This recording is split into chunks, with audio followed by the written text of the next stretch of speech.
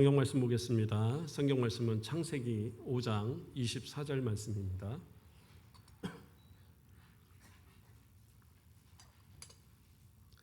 창세기 5장 24절 구약성경 7페이지에 있는 말씀입니다. 제가 봉독해 드리겠습니다. 창세기 5장 24절 말씀입니다.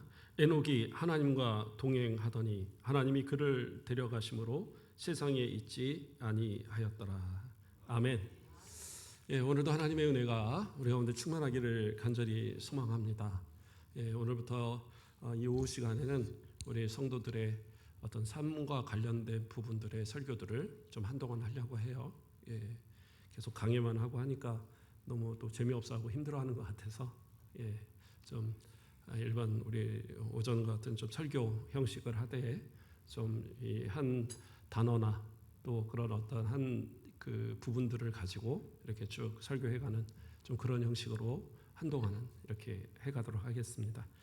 오늘 말씀의 제목은 동행입니다. 동행. 제가 이렇게 생기기는 뭐 소도 때려잡을 만큼 뭐 되게 강하게 생겼잖아요. 예. 물론 힘도 어려서부터 힘도 좋았어요. 그래서 우리 어른들이 우리 아버님 형제들이 저만 보면 씨름을 시켜야 된다고 맨날 그럴 정도로 힘이 좋았어요. 그런데 반면에 겁이 되게 많았어요. 겁이. 저는 그 전설의 고향 볼 때가 너무 힘들었어요. 가족들 보고 있으면 입을 팍 둘러쓰고 여러 거 봤어요. 여러 거.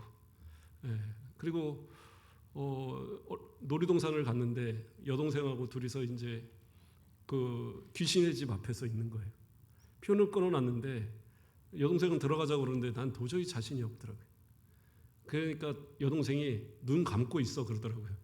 그래갖고 여동생이 손 끌고 입구부터 끝에까지 나왔어요.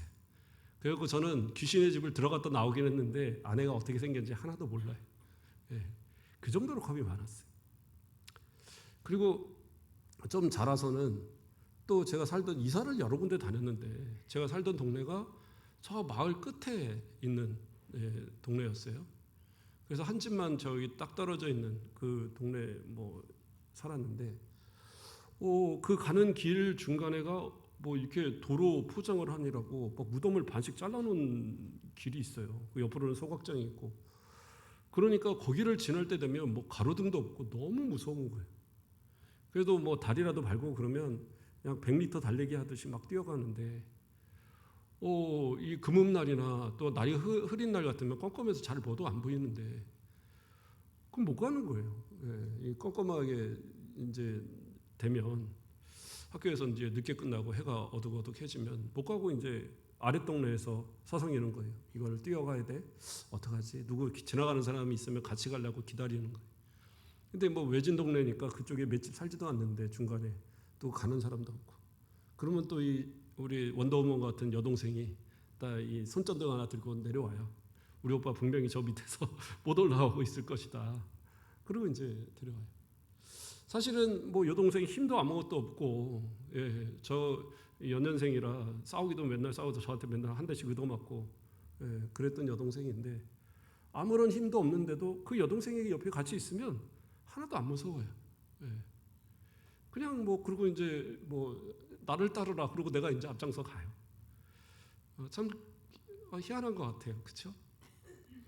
심지어는 집에서 키우는 강아지 생각해 보면은 별로 그렇게 힘도 없어 보이는 강아지인데 그 강아지 한 마리 끌고 가도 괜찮아요. 참 마음이 희한한 것이 그게 같이 있다라는 거, 뭔가 동행한다라는 거죠. 지금은 안 무서워합니다. 지금은 겁이 없어요. 하나님이 함께 하신다는 이 확신과 귀신이 나를 무서워한다는 걸 한번 느끼고 나니까 그 다음부터는 뭐 무섭지는 않더라고요. 그런데 제일 무서운 거는 어두운 데 한 중고등학교 애들 이렇게 몰려 있는 애들 더군다나 뭐 담배 하나 물고 있고 그러면 조금 겁이 나더라고요. 가는데 괜히 시비 걸까봐 그런 게 무섭지 뭐 어둡고 뭐 이런 게 무서운 건 없는 것 같아요. 그런데 바로 그러한 어떤 함께 해서 간다라는 것 그것이 인생에 있어서는 어떻게 보면 가장 큰 힘이 되는 어떤 부분이 아닌가라는 생각을 합니다. 그래서 사람 인자를 쓰는 것이 사람 인자가 어떤 모양입니까? 이렇게 시온 모양인데 두 사람이 이렇게 서로 기대고 있는 거라잖아요. 그러니까 사람은 혼자서 살 수 없도록 하나님이 만드신 것 같아요. 그래서 항상 누군가와 같이 살아가야 되고 누군가의 도움으로 또는 누군가와 협력하며 살아가야 되는 것이 사람이 아닌가. 그래서 아무리 힘들고 어려워도요, 누군가가 내 편 하나만 있고 나와 함께 가는 사람만 있으면 그러면 넉넉히 이겨갈 수 있는 것 같아요. 때로는 힘들고 어려워하고 이 고단스러워하는 사람들을 보면 곁에 아무도 자기의 편이 없다고 생각하거나 자기에게 도움을 줄 만한 사람이 없다라고 생각할 때 그런 어떤 좌절의 모습들을 갖는 게 아닌가 생각이 듭니다. 동행이란 말은 한자어로는 함께 길을 가는 것이란 뜻이에요. 그렇죠? 그리고 히브리어로서 이 동행이란 단어는 어떤 단어냐? 히트 할레크라는 단어인데 히트란 단어는 스스로라는 단어예요. 그리고 할레크라는 단어는 걷다 또는 왔다 갔다 하다라는 그런 뜻을 갖고 있는 단어예요. 그래서 이게 합쳐져서 뭐라요? 스스로 걷는다. 스스로 왔다 갔다 한다라는 뜻이에요. 근데 이게 동행이라는 의미로 해석이 되는 이유는 뭐냐면 바로 앞에 뭐가 붙어요? 하나님과라는 단어가 붙어서예요. 그러니까 하나님과 함께 걷는 거예요. 하나님과 함께 왔다 갔다 하는 거예요. 그런데 어떻게 해요? 이것이 억지로 끌려다니는 게 아니라 스스로 자원하는 모습으로 하나님과 함께 가는 것. 그래서 이 동행이란 단어는 그 자체의 의미만 갖고는 뭐 누가 같이 간다 이런 의미는 아닌데 하나님과라는 그 단어가 붙으면서 이 동행이라는 말이 의미가 부여가 되는 거예요. 그래서 하나님과 함께 가는데 하나님의 뭐 말씀을 따라서 어쩔 수 없이 끌려가는 마치 오늘도 뭐 아침에도 설교하면서 말씀을 드렸지만 하나님의 말씀을 배워야 되고 하나님 말씀을 마음 가운데 채워야 되는데 이거는 안 지킬 수 없으니까 어쩔 수 없이 지켜가는 그러한 모습을 말하는 게 아니에요. 이것은 스스로 하나님과 함께하는 가운데 스스로 내가 하나님이 걷는 곳에 같이 걷고 하나님께서 가시는 곳에 같이 가고 하나님께서 멈추는 곳에 멈추고 그렇게 왔다 갔다 하나님과 가는 그러한 모습들을 갖는 것을 동행이다라고 이야기하고 있는 거예요. 어떤 목사님은 그랬다고 그러더라고요. 한쪽 왼쪽 이 손을 항상 주먹을 쥐고 다녔대요. 밥을 먹을 때조차도 왼손을 피지 잘 않았다고 그럽니다. 잘 때는 피지 않았을까 생각을 하는데 계속 그렇게 주먹을 쥐고 다녔대요. 왜 그러느냐? 예수님과 항상 동행하고 싶어서 이 손은 예수님과 손잡은 손 그리고 다녔다고 하는 그런 일화를 들은 적이 있어요. 물론 그렇게 해서라도 하나님 함께 항상 나와 함께 하시는구나. 예수님이 나와 항상 함께 하시구나 느끼는 거 좋은데 그런데 우리가 볼 때에 예수님이 눈에 보이나요? 하나님이 눈에 보이나요? 근데 어떻게 동행을 하고 살아가십니까? 오늘 에녹은 도대체 어떻게 하나님과 동행을 했을까요? 자, 우리가 오늘 본문을 읽어보면 에녹이 하나님과 동행하더니 하나님이 그를 데려가심으로 세상에 있지 아니라 얘기합니다. 그러니까 하나님과 동행했어요. 분명히 동행했어요. 그런데 그 앞의 내용을 우리가 좀 살펴봐야 돼요. 21절 말씀을 보면 뭐라고 합니까? 에녹은 65세에 무두셀라를 낳았고 무두셀라를 낳은 후 300년을 하나님과 동행하며 나오죠. 그러니까 우리가 생각할 때는 무두셀라를 낳을 동안 앞에 65년은 그냥 뭐 그럭저럭 뭐 인생 살고 아이 낳고 뭐 그러고 살다가 300년은 하나님과 동행하면서 거룩하게 아주 그렇게 살았거나 생각을 하잖아요. 그런데 그 다음 이어지는 구절을 우리가 한번 봐야 돼요. 뭐라고 나와요? 동행하며 다음에 자녀들을 낳았으며 나와요. 그러니까 무드셀라만을 낳고 그 다음에 하나님과 동행하면서만 산 게 아니라 자녀들을 또한 낳았어요. 이 얘기는 무슨 얘기냐? 앞에 무드셀라를 낳기 전의 삶이나 이후의 삶이나 삶 자체는 달라지지 않았다라는 거예요. 이해를 하시겠어요? 예수 믿었다고 해서 우리의 세상의 삶이 완전히 달라지지 않잖아요. 똑같이 돈 벌고 똑같이 가정에서 생활하고 똑같이 먹고 그러고 자고 그러고 살잖아요. 별 다를 게 없어요. 똑같은 삶을 살아가는 거예요.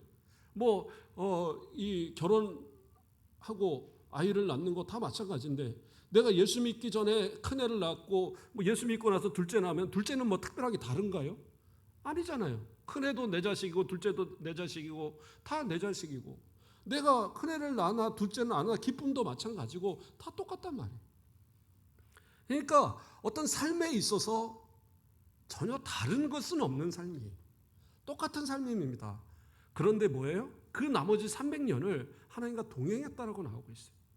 그러니까 이전에 65년의 삶도 똑같은 삶이고 300년의 삶도 똑같은 삶이지만 이 300년의 삶은 그 똑같은 삶 속에서 하나님이 너는 나하고 동행하는구나라고 인정할 만한 삶의 모습이 있었다라는 거죠. 그것이 차이가 나는 거예요. 그러니까 우리가 예수 믿고 나면 세상을 살아가도요, 뭔가 달라야 돼요. 하나님과 동행하는 성도의 모습이 나타나져야 돼요. 그것이 세상 사람들을 바라보고 성도들이 바라볼 때도 인정되어져야 돼요. 아, 저 사람이 예수 믿고 나니까 달라졌네. 똑같이 일을 하고 똑같이 함께 먹고 똑같이 함께 자고 똑같이 놀고 해도 저 사람 다르네? 인정할 수 있어야 돼요. 왜? 우리는 이제 더 이상 세상과 연하여 살아가는 삶이 아니라 예수 그리스도를 통하여 하나님과 우리는 동행하며 살아가는 그러한 존재들이기 때문에, 그래서 우리는 좀 달라야 된다는 거예요. 그러면 에녹은 도대체 어떻게 다른 삶을 살았을까요? 자, 이 동행이라는 말을 설명하기 위해서 제가 그러면 하나님과 동행한다는 게 무엇인가를 다른 구절에서 한번 좀 찾아보고자 합니다. 마태복음 25장 40절 말씀을 보면 이런 말씀이 나옵니다. 임금이 대답하여 이르시되 내가 진실로 너희에게 이르노니 너희가 여기 내 형제 중에 지극히 작은 자 하나에게 한 것이 곧 내게 한 것이니라. 이렇게 말씀하고 있어요. 자, 예수님께 대한 것, 하나님께 대한 것, 그것이 하나님을 내가 직접 볼 수 없고 예수님을 직접 볼 수 없을 때에 누구에게 한 것이, 지극히 작은 자 하나에게 한 것이 곧 나에게 한 것이다라는 거예요. 세상에서 소외되고 세상에서 멸시받고 아무도 그의 친구가 되어주지 않고 아무도 그와 동행해 주지 않는 그 사람의 친구가 되어지고 동행자가 되어주는 것, 그것이 하나님과 동행하는 건 거예요. 왜요? 이 지극히 작은 자 하나에게 한 것이 곧 내게 한 것이다라고 얘기했잖아요. 그러면 그러한 사람들은 어디였어요? 본문에서 나올 때 어떤 사람들입니까? 줄인 자, 목마른 자, 나그네 된 자, 헐벗은 자, 병든 자, 옥에 갇힌 자. 아무도 돌보지 않고 아무도 생각하지 않고 아무도 신경 쓰지 않는 그러한 사람들. 때로는 우리가 그렇잖아요. 누군가 와서 적극적으로 나에게 뭔가를 도와달라. 그러면 때로는 뭐 도와줄 수 있죠. 아주 큰 것이 아니라면 뭐 그렇잖아요. 지나가는 거린한테 뭐 동전 몇 개 아니면 1,000원짜리 하나 뭐 이렇게 나눠주는 거 뭐가 힘들겠어요. 예. 또 때로는 뭐 누군가 배고프다고 뭐 하면 뭐 밥 한 끼 주는 거 뭐가 힘들겠어요.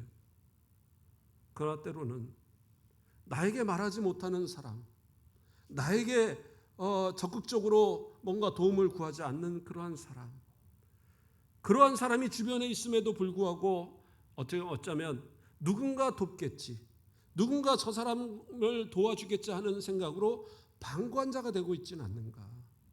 우린 생각해 봐야 돼요. 오늘 본문의 이야기는 뭐냐면 방관자에 대한 이야기예요. 도움을 요청하는데 그 도움은 요청하는 사람을 외면한 것을 얘기하는 게 아니에요. 그렇잖아요. 줄이는데 아이고 배고파하고 있는데 그걸 뻔히 봐요. 그런데 아이고 저 사람 나하고 관계없는 사람이네. 넘어갔단 말이에요. 병들어 있는데 그 사람 보면서 아이고 저 사람 참 병들었네. 아이 누군가 돕겠지. 그러고 그냥 방관하고 넘어가는 거예요. 그 사람이 목말라 하는데 나에게 물병이 있음에도 불구하고 그 물 한 잔 주기가 싫어요. 왜? 이 사람이 입 대고 먹을까 봐. 우리는 좀 그러한 모습 아니겠어요? 예. 요즘에 뭐 그런 거 되게 따지잖아요. 옛날에는 우리는 뭐 그냥 다 그러고 먹고 살았는데 우리 애들부터도 엄마한테 아주 지네 엄마한테 아주 학을 띱니다. 제발 물병에다가 입 대고 먹지 말으라고 아주 사정을 합니다. 예, 그래도 뭐 그냥 새 거 딱 따갖고 그냥 꼴깍 먹고 그냥 노니까 예, 립스틱 딱 묻혀놓으면 아주 이제 난리가 납니다. 뭐 그냥 그렇게 먹고 사는 거지. 예. 그런데 하물며 남과의 모습 속에서 우리는 어떻게 해요? 예, 그런 거 뭔가를 이렇게 공유하는 것에 대해서 대단히 좀 싫어하는 경우들이 있어요. 예, 단순히 제가 예를 들었지만 먹는 것 외에도 뭔가를 같이 공유해서 하는 거 참 싫어하고, 집에 뭔가를 음식을 만들어도 옆에 집에 나눠서 먹고 이런 것에 좀 인색하죠. 예. 또 하물며 우리 집에 뭔가를 누구를 초대해갖고 와서 이제 같이 먹자. 옛날에는 참 그런 게 많았는데, 예, 이유도 없이 옆집에 가서 뭘 먹고, 저는 어려서 또 이 까탈스러워서 옆집에서 음식 절대 안 먹었거든요. 근데 뭐 그렇게 이 맨날 뭐 음식을 만들면 항상 옆집에 가서 뭐 먹는지 모르겠어요. 우리 어머니는. 나는 가기 싫다고. 그러면 너 밥 안 줄 거야. 그리고 끌고 가셔요. 막 그러고 옆집에 가서 먹고 또 우리 집에서 해 먹고, 뭐 그렇게 왔다 갔다 먹고 살았는지. 근데 지금은 어떻게 해요? 그런 것도 싫어해요. 그냥 나 하나만 잘 먹고 잘 사면 되는 것. 때로는 옆집이 굶어도 모르고, 옆집이 힘들어도 모르고, 병들어도 모르고, 예, 그냥 때로는 죽어나가도 몰라. 그래서 도시 같은 데들은 막 한 달, 두 달, 그 새방에 문 딱 잠궈놓고 몇 달 동안 없는데 옆집에서도 그러다가 어떻게 발견돼요? 냄새가 너무 심해서, 썩어가는 냄새 때문에 112, 119 신고해서, 그래서 겨우 발견되는 고독사들. 이것이 뭐예요? 방관의 죄예요. 이것도 죄인 거예요. 주변의 사람들에 대한 방관, 형제들에 대한 방관, 우리는 생각해 보셔야 돼요. 더더군다나 우리는 뭐예요? 영혼 구원을 힘쓰는 자들이잖아요. 그렇다고 한다면 더더욱 영혼도 구원해야 되는데 육신을 돕는 것을 우리가 소홀히 한다? 그러면 누구도 그 영혼 구원의 메시지를 그것을 좋다고 받을 사람은 별로 없을 것 같아요. 기독교인들은 매정해. 자기들밖에 몰라. 그리고 아무도 도우려고 하지 않아. 이런 이미지가 있다면 누가 예수 그리스도를 믿고 구원의 길을 가려고 하겠어요? 그러므로 내가 진짜 하나님과 동행하길 원한다고 한다면 우리는 어떻게 해야 돼요? 지극히 작은 자 하나, 혹시라도 그 가운데 우리 주님 계시진 않을까? 혹시 그 가운데 우리 하나님 계시진 않을까? 그래서 그들을 생각하고 그들과 돌보고 함께 할 수 있는 그러한 모습들, 이게 중요하다라는 거예요. 저도 때로는 그러한 것을 참 못하는 때가 아쉬울 때가 많이 있죠. 그래서 할 수 있으면, 뭐 제가 누구를 할 수는 없으니까 뭐 몇만 원 안 되는 돈이라도 정기적으로 어디 뭐 이렇게 보내기도 하고 뭐 그런 것도 해봅니다.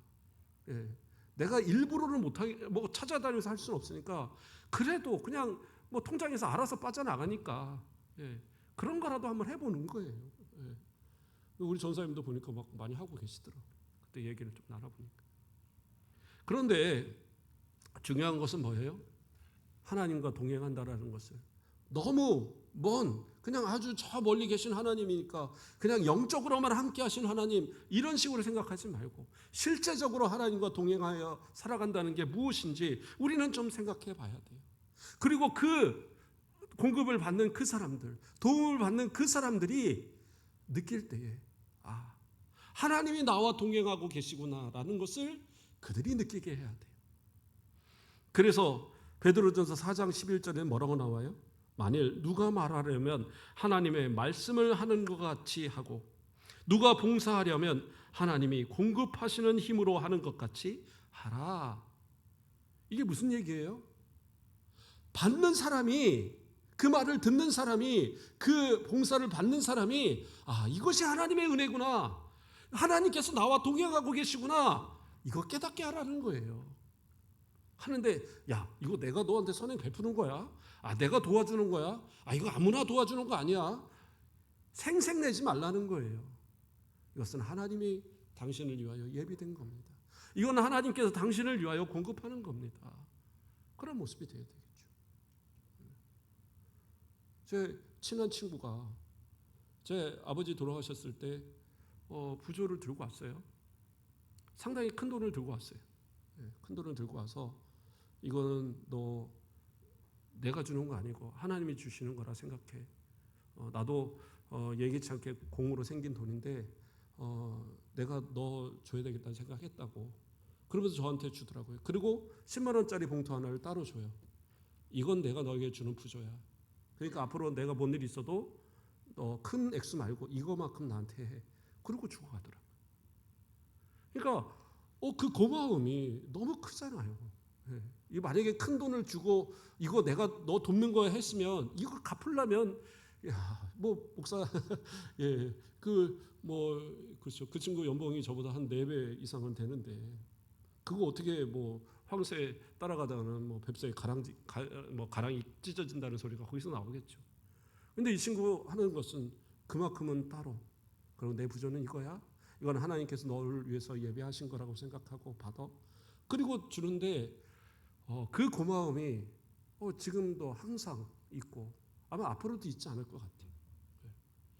그러한 어떤 것을 행할 때에 이거는 하나님이 너를 위해서 한 것이다. 내가 너를 돕는 게 아니야 라고 말할 수 있는 그러한 정도의 모습이 돼야지 그게 신앙인다운 모습 아닐까요? 내가 이만큼 줬으니까 너 나 줘야 돼. 참 큰 교회에 있어 봐도요. 참 어떻게 보면 작은 교회보다 더 매정할 때가 있어요. 어떤 분들은 여러 사정으로 가난해서 때로는 성도들을 잘 몰라서 온 지 얼마 안 돼서 뭐 그렇게 해서 이제 집안에 큰일이 닥쳐도 사람들을 이렇게 뭐 부를 기회가 없는데 교회 성도니까 사람들이 찾아가야 되잖아요. 근데 참 신기한 것은 교회를 몇 년 이상 다니고 했어도 장례가 났는데도 가자고 하면 목회자에다가 한두 사람도 가요. 안 가요. 그 큰 교회에서. 이유는 뭐냐? 안 다녔다는 거죠. 저 사람이 내 결혼식에 내 자녀 결혼식에 우리 장례식에 안 왔다라는 거예요. 안 왔으니까 나도 안 간다. 예. 그러면 가시는 분들은 어떻게 가느냐? 장로님이니까 어쩔 수 없이 가고, 예. 구역장이니까 어쩔 수 없이 가고, 그렇게 해서 한두 명 따라가는 거예요. 예. 담당하시는 분들. 물론 자기 하기 나름이죠. 자기 하기 나름인데, 그러나 한편으로 생각하면 그래요. 하나님이 공급하시는 것처럼 한다면, 하나님이 말하는 것처럼 한다고 한다면 그거 따져가면서 가겠어요? 하나님이 따지면서 너 헌금 11조 했으니까 내가 복 줄 거야. 너 감사 헌금 했으니까 내가 복 줄 거야. 이렇게 따진다고 하면 복 받을 사람 별로 없을 거요. 저는 11조 많이 하는데요. 네. 물론 그렇게 따지면 그러겠지만 더 많이 하는 사람들도 있잖아요. 그렇잖아요. 미국의 석유재벌 록펠러 같으면 그 11조만 관리하는 재단이 있고 그 돈으로 대학을 5개인가 7개인가 몇 개를 세울 정도로 그 큰 돈. 그러면 그 사람은 더 복 받나요? 아니요. 그 사람도 똑같이 11조 한 거예요. 별다를 거 없어요. 근데 어떻게 해요? 우리가 도울 때 그렇게 하나님이 공급하시는 것처럼 하나님이 말씀하시는 것처럼 그렇게 베풀고 그렇게 선행을 행하면 어떻게 해요? 그것을 누가 받으셔요? 하나님이 받으신 거예요. 그래서 하나님께서 그 사람에게 갚아주시고 저 영원한 천국에 그 예비된 그곳에 그를 데려가시겠다고 예수님 얘기하시는 거잖아요. 그런데 그것을 받는 사람이 하나님께서 내게 주시는 거구나. 저 사람을 통해서 내게 은혜를 베풀었구나. 저 사람을 통해서 우리 예수님이 사랑을 주셨구나. 이것을 깨달으면 그 사람은 신앙을 버리겠어요?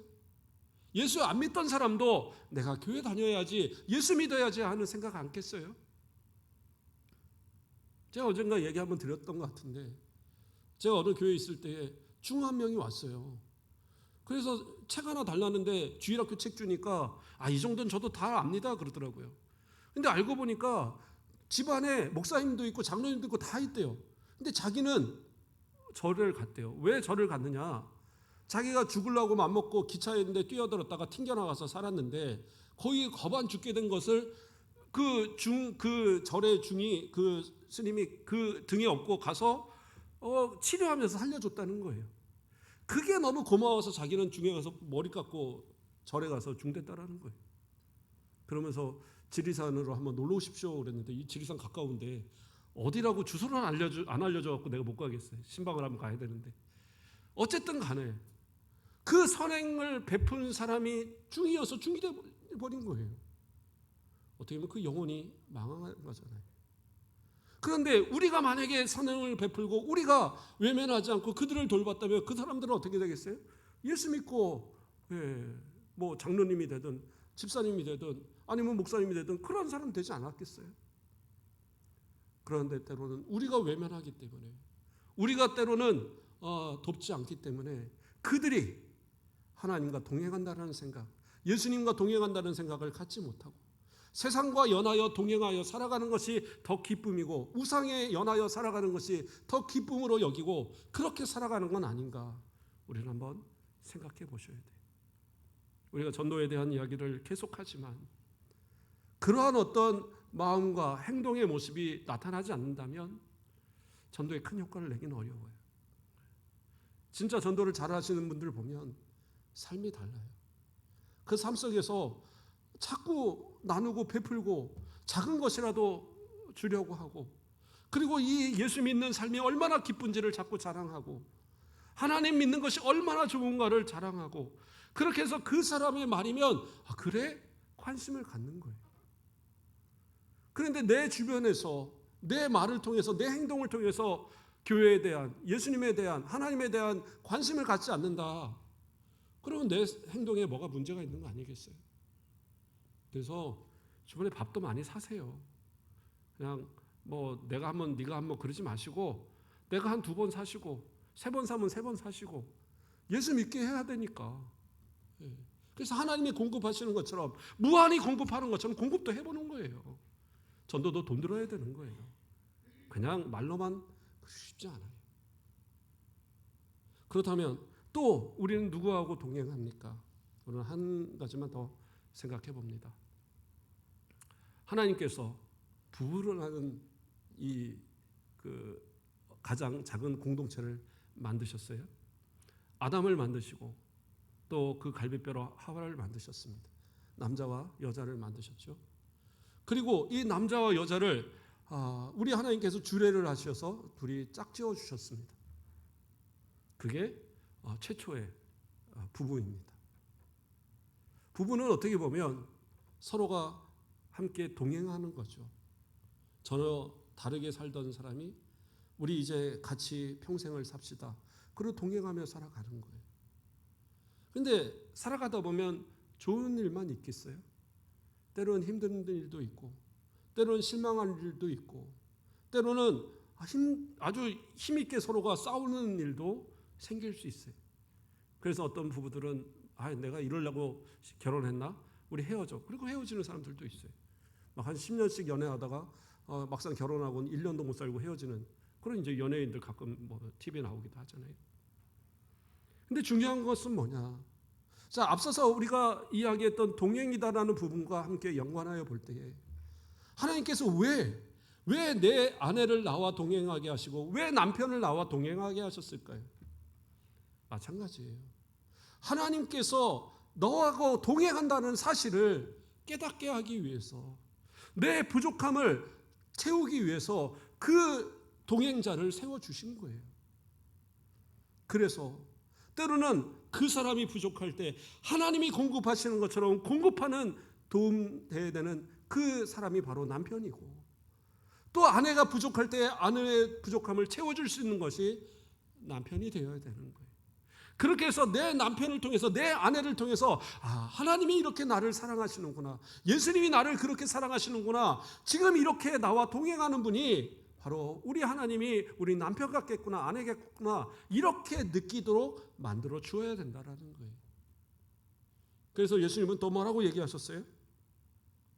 마가복음 10장 9절에 그러므로 하나님이 짝지어 주신 것을 사람이 나누지 못할지니라. 우리가 하나님을 믿었어요. 예수 그리스도를 통해서 구원받았어요. 근데 하나님께서 우리를 좀 같이 살아다 보다 보니까 이거 처음엔 예수 잘 믿겠다고 하고 하나님 잘 믿겠다고 하더니 이거 한 1년쯤 지나고 5년쯤 지나고 한 10년 되니까 이거 안 되겠는데, 그냥 근데 좀 잘라버릴까? 이 생각을 한다면 여러분은 어떻게 하겠어요?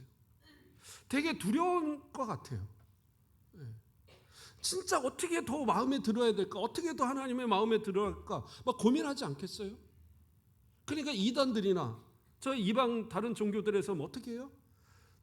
그러니까 더 많이 바쳐야 돼, 더 많이 해야 돼. 그래갖고 막 전제단 다 털어가면서 헌금하고 구슬하고, 그런다고 해서 만족이 돼요? 아니요.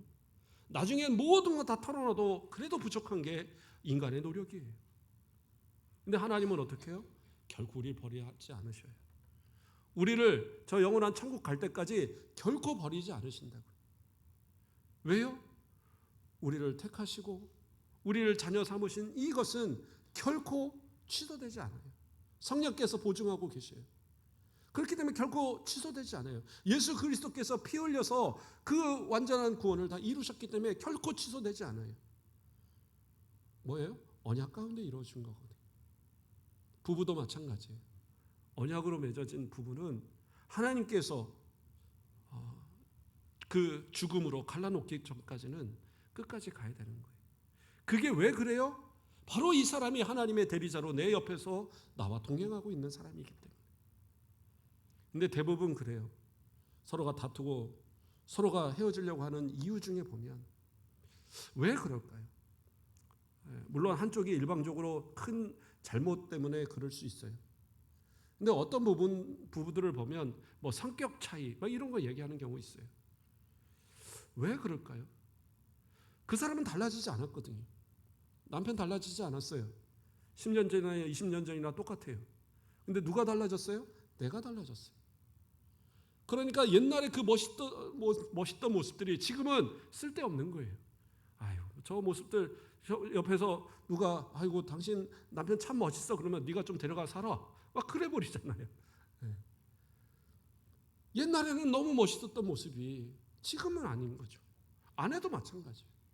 아내가 정말로 이쁘고 사랑스러워서 결혼했는데 그때는 그 좋았던 모습이 지금은 전혀 만족지 못한 모습이 되어지니까 그러니까 또 바람도 피고 그래서는 안 된다라는 거예요. 내 아내, 내 남편 하나님께서 내게 주신 그 짝을 정말 사랑하고 아끼고 평생 가야 되는 이유는 뭐예요? 그가 하나님께서 나에게 주신 짝이고 뿐만 아니라 하나님이 나와 동행하시는 동행의 대리자로서 내 옆에 있다라는 것을 생각한다면 그래서 정말 부부가 된다는 건 뭐냐면 내 소유권을 나의 전부의 소유권을 상대방한테 양도한다고 생각하십시오. 아가서에 보면 이런 말씀이 있어요. 아가서 2장 16절에 보면 내 사랑하는 자는 내게 속하였고 나는 그에게 속하였다. 이 속하였다는 건 뭐예요? 내 권리가 저 사람에게 있다라는 거예요. 부부가 된다는 것은 그런 거예요. 상대방에게 내 소유권을 주는 거예요. 남자는 더 이상 내 아내가 생긴 뒤로부터는 다른 여자들한테 눈 돌리면 안 돼요. 커피 막 타주면서 막 뭔가 자꾸 눈웃음을 치고 그러면 갖다 그냥 찌꺼워 버리라 그랬죠. 그럼 가까이 하면 안 돼요. 여자들은 마찬가지예요. 드라마 보면서 참 저 오빠 멋있다. 자기보다 나이도 어리면서 맨날 오빠라 그러고. 그러면 안 돼요. 물론 좋을 수 있죠. 그러나 내 남편이 나에게선 최고인 거예요. 항상 그러한 어떤 생각을 가지고 내 소유권이 이 사람에게 있고 내 전부가 이 사람의 것이다라는 생각을 가지고 서로가 살아가야죠. 하나님과 동행하는 것처럼 내 아내하고 남편하고 동행하며 살아가는 거예요. 그러면 내 하나님과 내가 갈라질 수 없듯이 내 아내와 남편과도 갈라질 수 없는 거예요. 그게 동행하는 하나님과 동행하는 사람들의 삶의 모습이다라는 거예요. 아담도요, 하와도요 위기가 있었습니다. 위기가 없지 않았어요. 처음 만났을 때는 아담이 뭐라고 그랬어요? 내 뼈 중에 뼈요, 살 중에 살이요, 남자에게서 취하즉 여자라 칭하리라. 이거는 여자라고 그래서 하찮게 보는 말이 아니에요. 남자라는 말과 여자의 말을 동등하게 말하고 있는 거거든요. 그래서 내 뼈 중에 뼈요, 살 중에 살이라는 것은 가장 소중하다는 얘기예요. 상대방을 그렇게 꼬시면서 나하고 결혼하자 그렇게 해서 이제 둘이서 결혼한 거예요. 근데 둘이서 선악과를 따먹었어요. 하와가 먹어보니까 너무 맛있어요. 아이고 우리 남편도 줘야지. 남편 이거 먹어보니까 이거 진짜 맛있는 거야. 하나님이 이거 혼자 드시려고 못 먹게 한 것 같아. 당신도 먹어. 그러니까 그래? 그러고 따먹었어요. 그리고 하나님 앞에 책망받을 때 이 남편이란 이 아담이 뭐라 그래요? 하나님께서 내게 주신 이 여자가 나를 먹게 해서 먹었습니다. 여자한테 핑계를 대요. 이 줏대 없는 남편. 그리고 아내도 그 줏대 없는 남편을 보면서 한숨을 쉬면서 저 뱀이 꼬셔서 그랬어요. 핑계하면서 그렇게 하는 모습들. 그럼에도 불구하고 둘은 어떻게 해요? 가인을 낳고 아벨을 낳고 셋을 낳고 다른 자녀들을 낳으면서 그 죽을 때까지 해로우면서 살아요. 때로는 위기도 있어요. 어려움도 있어요. 그러나 동행한다라는 것은 그 순간에도 같이 가는 거예요. 끝까지. 그래서 오늘은 동행에 대한 모습들을 두 가지를 살폈어요. 하나님과 동행한다라는 것, 내 주변에 있는 때로는 좀 더 멀리 있는 사람들까지 정말 그들의 어려움, 그들의 힘든 것을 우리가 외면하지 말아야 돼요. 적극적으로 그들에게 하나님께서 그들과 동행하고 있다는 사실을 그들이 깨달을 정도로 그렇게 사랑을 베풀고 동행하며 살아가는 것, 그것이 하나님과 동행하는 사람들의 모습이고, 가장 가까이는 내 아내, 내 남편. 우리 청년들도 나중에 후회하지 않게 진짜 기도하면서 평생을 같이 할 사람들을 찾고 기도하는 거 중요한 일입니다. 그냥 때가 되니까 어쩔 수 없이 이러지 말고 지금부터 기도하시고, 저도 열심히 기도했던, 저는 고등학교 때부터 기도했던 딱 그대로 저희 아내 만난 것 같아요. 근데 그때 제가 실수한 것이 애교는 기도를 안 했어요. 애교를 기도했어야 되는데 애교가 없어요. 제가 맨날 그래서 막 놀리는데 도대체 어디다 애교 놓고 왔냐고. 우리 장모님은 분명히 애교가 있다고 그랬는데 어쨌든 한번 재밌게 얘기했습니다. 우리 청년들 기도할 때 구체적으로 기도하시고 평생을 끝까지 함께할 그러한 아름다운 가정 되기 위해서 기도하고, 우리 부모들도 자녀들을 위해서 그러한 가정 꾸미도록 하나님 앞에 기도해 줄 수 있는 그러한 모습들, 하나님과 동행하시는 저와 여러분 되시길 주님의 이름으로 축원드립니다. 기도하겠습니다. 사랑의 하나님, 감사를 드립니다. 하나님께서 우리와 동행하여 주시고 우리가 하나님과 더불어 살아갈 수 있도록 은혜해 주심을 감사드립니다. 때로는 우리가 연약하여서 세상 가운데 유혹받을 때에도 우리 하나님 결코 우리를 외면하지 않으시고 우리를 붙들어서 언제나 주님 품으로 돌아오게 하심도 감사를 드립니다. 우리도 세상 살아가면서 많은 사람들에게 그리스도의 사랑을, 하나님의 사랑을 전하며 동행하는 자들 되게 하시고, 우리를 통해서 많은 사람들이 하나님과 동행하는 그 기쁨을 누리게 하시며, 가까이 있는 우리 남편과 아내가 정말 하나님의 사랑을, 하나님과 동행함을 우리를 통해서 서로 깨닫고 또 누릴 수 있도록, 우리의 자녀들이 복된 가족 꾸며서 정말 자손만대의 하나님의 그 사랑을 누리며 동행하는 자들 되도록 축복하여 주시옵소서. 또 일주일 동안 우리가 주님과 동행하며 복된 삶 누리게 하여 주시옵소서. 감사합니다. 예수 그리스도의 이름으로 기도드립니다. 아멘. 감사합니다. 우리 찬송가 370장 찬양